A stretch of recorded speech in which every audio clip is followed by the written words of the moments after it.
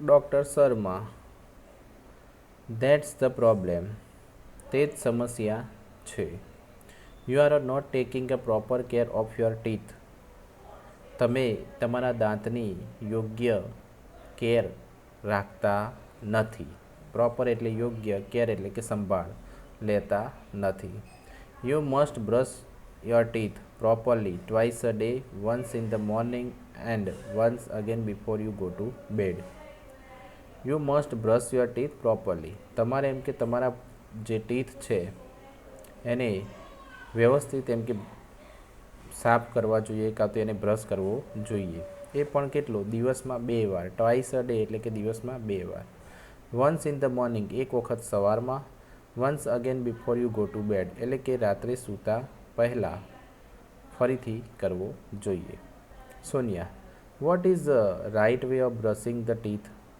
કે ટીથ એટલે કે આ બ્રશ કરવાની, ઓકે, એટલે કે દાંત સાફ કરવાની કોઈ યોગ્ય રીત છે ખરી doctor? Doctor Sharma, most of the people brush there teeth while moving the brush in side way only. કે મોટાભાગના લોકો એવા હોય છે કે જે એવી રીતે બ્રશ કરે છે કે એ જે બ્રશ છે એ દાંતની સાઈડમાં રાખે છે, બહારની સાઈડ, અને બ્રશ કરી લે છે. But the right way is to move it upward and downward.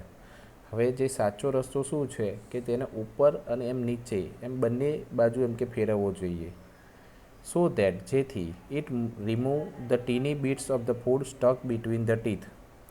કે આ tiny bits of the food, ફૂડના નાના નાના ટુકડા, દાંતની વચ્ચે જે ફૂડના નાના નાના ટુકડા સ્ટક એટલે કે જે ચોંટી ગયા હોય એને એમ કે એ શું કરશે? રિમૂવ કરશે. જો તમે અપવર્ડ એન્ડ ડાઉનવર્ડ એમ કે બ્રશ કરશો તો, ઉપર અને નીચે. The gum line should also be a brushed with the gentle stroke. Gentle stroke એટલે કે હળવેથી. ગમ લાઇન એટલે કે જે આપણા કહેવાય ને, જે દાંતની જે નીચેનો ભાગ છે એના ગમ લાઇન કહેવાય. ઓકે, તો ગમ લાઇન શુડ ઓલ્સો બી બ્રશેડ. જે ગમ લાઇન છે એને પણ એમ કે વ્યવસ્થિત હળવેથી બ્રશ કરવો જોઈએ, કે એને પણ સાફ કરવી જોઈએ. એટલે કે એને ગમ લાઇન એટલે કે પેઢા કહેવાય. Not only this, clean your mouth after every meal and every time you ate chocolate or ice cream. કે ખાલી ફક્ત તમે જ્યારે જમો છો ત્યારબાદ અને જ્યારે ચોકલેટ કે આઈસ્ક્રીમ ખાઓ છો ત્યારબાદ જ એમ કે મોં સાફ કરવું એટલું જ જરૂરી નથી. Sonia, would you tell me reason doctor? તમે મને આનું કારણ કહીશો doctor? Doctor Sharma, cleaning the mouth is the first requirement of the dental hygiene. દાંતના આરોગ્ય માટે મોંની સફાઈ તે પહેલી જરૂરિયાત છે. ફર્સ્ટ રિક્વાયરમેન્ટ એટલે કે જરૂરિયાત. ડેન્ટલ હાઇજાઇન એટલે કે દાંતના આરોગ્ય માટે શું? મોં સાફ કરવું એ સૌથી પહેલી જરૂરિયાત છે. If you don't clean your mouth, જો તમે તમારું માઉથ સાફ નથી કરતા, the tiny bits of the food inside the stick to surface of your teeth and in space between your teeth. The tiny bits of the food, ફૂડના નાના ટુકડા ક્યાં? ઇનસાઇડ ધ સ્ટીક એટલે કે અંદરની સાઈડ શું થઈ જાય? ચોંટી જાય. ક્યાં? કે સરફેસ ઓફ યોર ટીથ, જે દાંતનો જે એમ કે સપાટ ભાગ છે એની અંદરની સાઈડ એમ કે આ ફૂડના નાના ટુકડા શું થાય છે? ચીપકી જાય છે, સ્ટીક થઈ જાય છે. And in space between your teeth, અને જે દાંતની વચ્ચે જે જગ્યા છે ત્યાં પણ એમ કે ચોંટી જતા હોય છે. Now germs feed on this food particles who eventually ate up parts of the teeth too. હવે જે જમ્સ હશે એ શું કરશે? જે ફૂડના નાના ટુકડા હશે એને એમ કે ખાશે. ફીડ એટલે કે ખાશે. અને wo eventually અને અંતે તેઓ શું કરશે? Ate up parts of the teeth, ટીથનો જે એક ભાગ હશે ઉપરનો એને શું કરશે? ખાઈ જશે. they destroy the enamel coating of the teeth. હવે એ ઉપરનું જે ઇનેમલ કોટિંગ છે એ દાંતનું એને ડિસ્ટ્રોય કરી દે છે, એટલે કે એનો નાશ કરી દે છે. In long run it lead to a cavity. પછી આવું લાંબો સમય રહેશે ચાલુ તો શું થઈ જાય છે, એનું ત્યાં આગળ કેવિટી બની જાય છે, એટલે કે પોલાણ બને છે. Sonia, enamel coating what is that? કે એનિમલ કોટિંગ શું છે? વોટ ઇઝ ધેટ પૂછે છે કે શું છે? Doctor Sharma, for that you need to understand the construction of your teeth.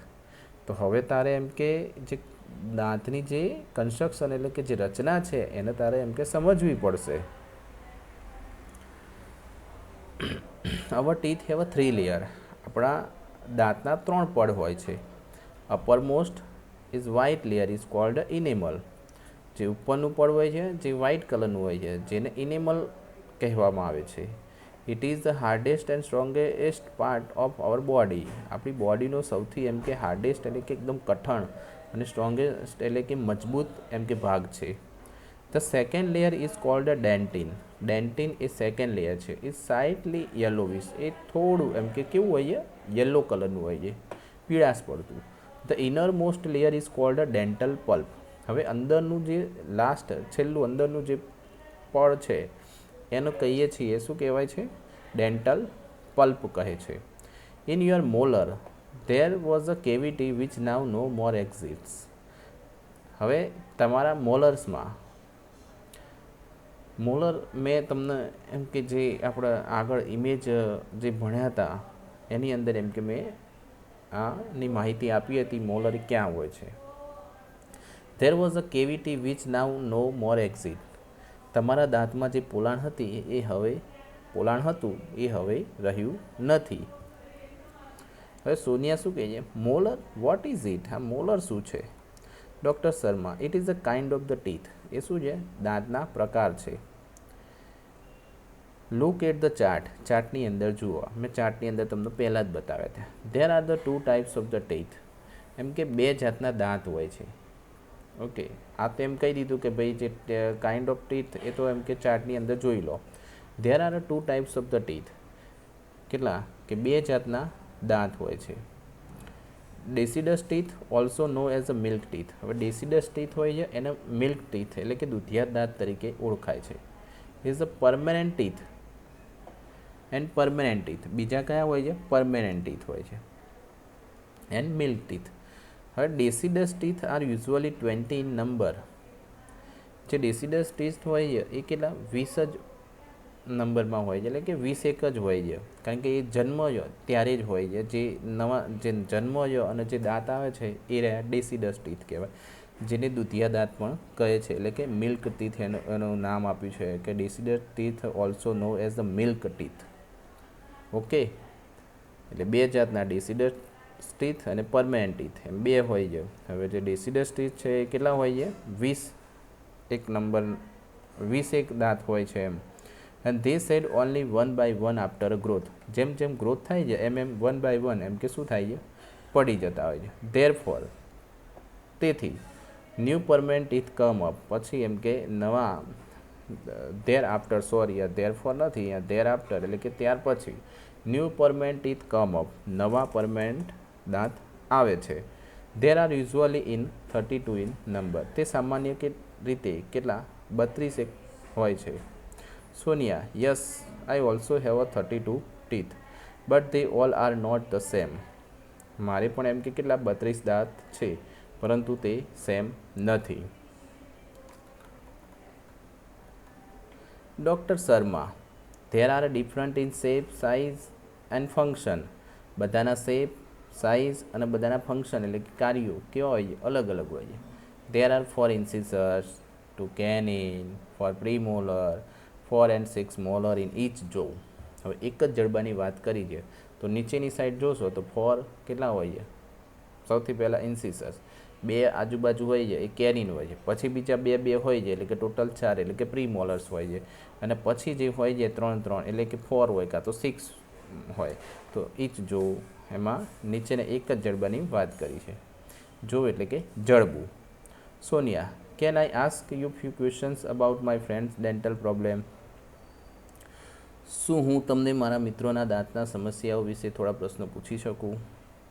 Doctor Sharma, oh sure dear. Sonia, Puja, one of my classmates Puja એક મારી શું છે ક્લાસમેટ છે.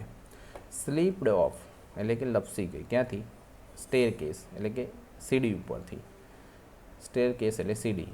And she has some fractured teeth. હવે એને શું થયું કે કેટલાક દાંત બટકાઈ ગયા.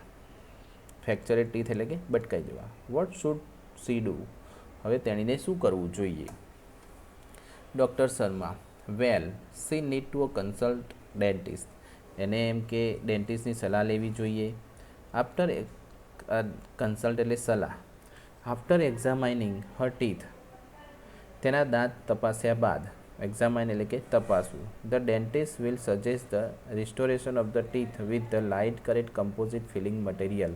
હવે આ light cured composite filling material એટલે કે એક આપણે દેશી ભાષામાં કહીએ તો વ્હાઇટ સિમેન્ટ. ઓકે, જે લોકો જે ડેન્ટિસ્ટ યુઝ કરે છે એ વ્હાઇટ સિમેન્ટ, અને જે આપણા દાંતમાં ભરે છે જ્યાં પોલાણ હોય ત્યાં. તો dentist will suggest the restoration of the teeth. કે જે ડૉક્ટર છે એ શું કરશે? આ દાંતને એમ કે રિસ્ટોરેશન એટલે કે ફરીથી ગોઠવશે. શેના વડે? લાઇટ એટલે કે વ્હાઇટ સિમેન્ટ વડે, એટલે કે આ light cured composite filling material વડે. Sonia okay, I have another friend named Dhara. મારી બીજી ફ્રેન્ડ છે Dhara. She has uneven growth of the teeth. તેના દાંત ઊંચા નીચા ઉગ્યા છે. Her teeth are not properly grow. તેના દાંત એમ કે યોગ્ય રીતે ઉગતા નથી. ગ્રો એટલે ઉગવું. She feel very embarrassed at times.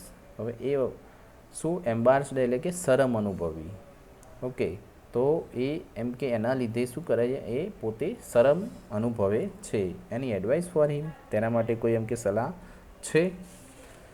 Doctor Sharma no one should feel embarrassed about physical deformity. Physical deformity એટલે કે શારીરિક ખામી. શારીરિક ખામીના કારણે કોઈએ પણ એમ કે શું? એમ્બાર્સ્ડ એટલે કે કોઈ સંકોચ અનુભવવો કે શરમ અનુભવવી જોઈએ નહીં. Her problem is called a crowding. તેની સમસ્યાને ક્રાઉડિંગ કહે છે. ક્રાઉડિંગનું કોઈ ગુજરાતી નથી. Now there is a solution for this problem also. તેની હવે આ સમસ્યાનો પણ ઉકેલ છે. The patient has to go for an orthodontic treatment. The patient has to go for orthodontic treatment. તો દર્દીએ ઓર્થોડેન્ટિક ટ્રીટમેન્ટ લેવી જોઈએ.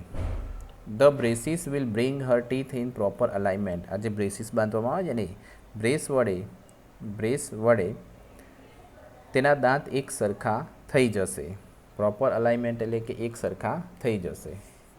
પ્રોપર એટલે કે યોગ્ય, અલાઇનમેન્ટ એટલે કે ગોઠવાઈ જશે. કે બ્રેસીસ જે ઉપર લગાડવામાં આવે છે દાંતની ઉપરના ભાગમાં, એનાથી એમ કે દાંતનું એમ કે પ્રોપર અલાઇનમેન્ટ થઈ જશે. આગળ Sonia should I ask her to see you. હું તમને મળવા કહું. Should I ask her to see you એટલે કે હું તેને મળવા કહું. Doctor Sharma no she will have to consult on orthodontist. Sharma શું કહે છે કે એને એમ કે ઓર્થોડેન્ટિસ્ટ જે હોય એની એમ કે સલાહ લેવી જોઈએ. Sonia thank you very much for your valuable suggestion. Valuable suggestion એટલે કે મહત્ત્વના સૂચનો, કિંમતી સૂચનો. તમારા કિંમતી સૂચનો માટે ખૂબ ખૂબ આભાર. ઇન્ડીડ ખરેખર. ડેન્ટલ સાયન્સ હેઝ એડવાન્સેડ અ લોટ. કે ડેન્ટલ સાયન્સ એમ કે ઘણું બધું આગળ વધી ગયું છે. I will ask her to consult an orthodontist. હું તેણીને એમ કે ઓર્થોડેન્ટિસ્ટની સલાહ લેવા માટે કહીશ. Now I am thinking of taking a project on now I am thinking એટલે હું વિચારું છું. Taking up an project on dental health. Dental health ઉપર એક પ્રોજેક્ટ લેવાનું એમ કે હું વિચારું છું. Because we have to work on a project in science. કારણ કે હું એમ કે સાયન્સમાં જ એમ કે પ્રોજેક્ટ ઉપર એમ કે કામ કરું છું. And I think this is a very useful topic, એટલે કે હું વિચારું છું કે આ એમ કે ઘણો ઉપયોગી ટોપિક છે. Doctor Sharma, you can come for guidance for your project if you need. તારા પ્રોજેક્ટ માટે માર્ગદર્શનની જરૂર હોય તો તું આવી શકે છે. ઇફ યુ નીડ એટલે કે તારે જરૂર હોય ગાઈડન્સ એટલે કે માર્ગદર્શનની, ફોર યોર પ્રોજેક્ટ એટલે કે તારા પ્રોજેક્ટ માટેની, તો યુ કેન કમ એટલે કે તું આવી શકે છે. Sonia, it is so nice of you. તો એટલે કે it is so nice of you એટલે શું થાય? તમારો આભાર. Doctor Sharma, you are welcome. તારું સ્વાગત છે. હવે મિત્રો, આના ક્વેશ્ચન આન્સર તમારે એમ કે ગ્રાઇડમાંથી વાંચવાના રહેશે. જે ગ્રાઇડની અંદર ઓલરેડી જે આ ક્વેશ્ચન આન્સર ફકરા ઉપરથી જ એમ કે આપવામાં આવેલા છે. આપણે એમ કે ચોપડીના જે અંદર આપેલા છે એની વાત નથી કરતો. જે એક્સ્ટ્રા પોર્શન એમ કે ગ્રાઇડની અંદર જે આપેલો હોય છે, જેની અંદર એમ કે ફકરા ઉપરથી જ ક્વેશ્ચન આન્સર આપેલા હોય છે. ઓકે, તો એ ક્વેશ્ચન આન્સર એમ કે તમારે વાંચવાના રહેશે. ત્યાં આગળ એમ કે બધો જ પોર્શન એમ કે કવર થઈ જતો હોય છે. તો thank you, all the best.